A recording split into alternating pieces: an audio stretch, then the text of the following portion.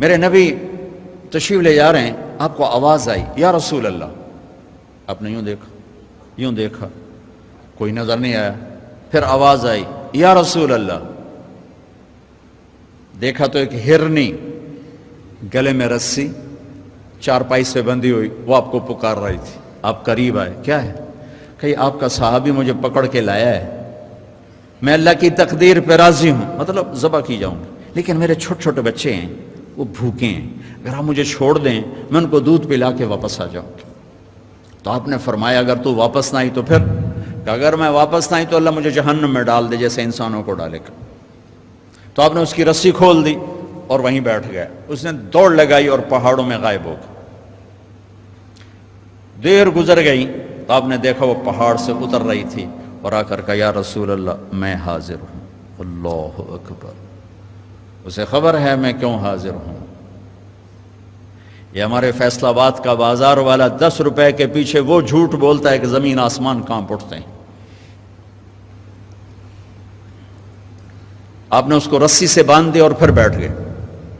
دیر گزری، وہ صحابی ہے جنہوں نے پکڑا تھا شکار کے لیے، وہ دیکھ کے پریشان ہو گئے، یا رسول اللہ آپ کیسے؟ کہا بھائی میرا ایک کام ہے چھوٹا سا۔ کہا کیا؟ کہ یہ ہرنی میں ہدیہ مانگتا ہوں آپ سے۔ کہا یا رسول اللہ ہم تو جان قربان کرنے کے پیچھے پھر رہے ہیں، آپ ہرنی کہتے ہیں؟ کہ بس یہ دے دو، کہ لے لو۔ تو آپ نے اس کی رسی گردن سے نکالی، کہ الحق باہلک، جا اپنے بچوں کے پاس چلی جا، سچ نجات دیتا ہے، جھوٹ ہلاک کرتا ہے۔ میرے بچوں ایک ہرنی جتنی سچائی سیکھ لو، اپنی زندگی سے جھوٹ نکالو اگر اللہ کو پسند آنا چاہتے ہو۔ نہ تہجد پڑھو، نہ اشراق پڑھو، نہ اوابین پڑھو، فرض نماز کا تو معافی کوئی نہیں، اس کی تو معافی کوئی نہیں، سچ بولو۔ فرض روزے کی معافی کوئی نہیں، مت رکھو تم نفلی روزے، مت کرو تم نفلی حج۔ فرض حج ہے کرو، فرض زکوٰۃ ہے ادا کرو، فرض نماز ہے نہیں چھوڑ سکتے۔ سچ نہ چھوڑو، سچائی نہ چھوڑو۔ جو قوم جھوٹ اور بددیانت کا شکار ہوتی ہے انہیں دنیا کی کوئی طاقت عزت نہیں دے سکتی، چاہے وہ تہجد گزار ہوں اور چاہے وہ دہریے ہوں۔ اور جو قوم سچ اور امانت پہ کھڑی ہو جاتی ہے انہیں کوئی شے ذلیل نہیں کر سکتی، چاہے وہ ایمان والے ہوں اور چاہے وہ 360 پتھروں کے پجاری ہوں۔ اپنی زندگی سے جھوٹ نکال دو اللہ کے واسطے۔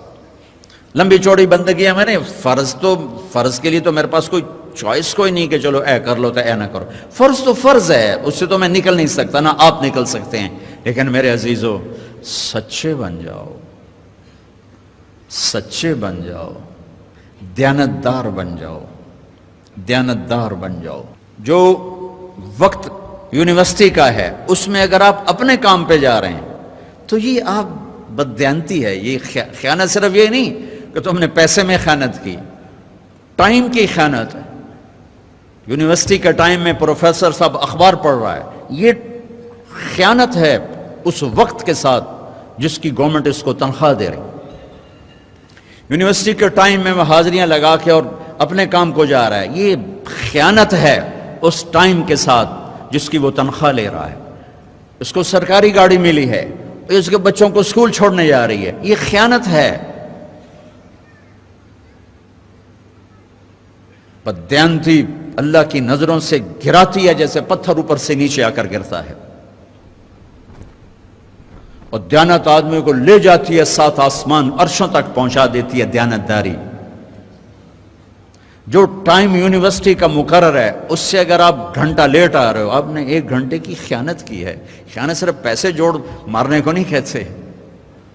آپ نے بچوں کو پڑھانا ہے، نہیں پڑھایا، تم نے پڑھنا ہے، تم آئے پڑھنے کے لیے، یہاں تم کسی اور کام میں لگے ہو، تم نے ماں باپ سے بھی خیانت کی، اللہ سے بھی خیانت کی، اس یونیورسٹی کے ساتھ خیانت کی۔ پروفیسر صاحب یونیورسٹی کے ٹائم میں کسی اور کام میں لگا ہوا ہے، یہ خیانت ہے۔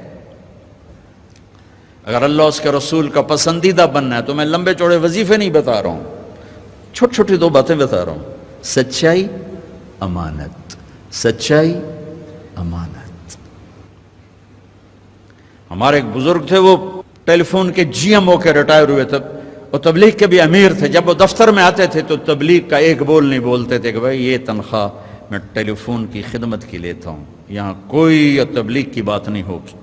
اور جب وہ دفتر سے نکل جاتے کہتے ہیں ہن میرا ٹائم اپنا ہے، ہن کوئی ٹیلی فون کی بات نہیں ہوگی، اب صرف تبلیغ کی بات ہوگی۔ میرے بچوں، بددیانتی نے ہمیں زیرو کر دیا ہے۔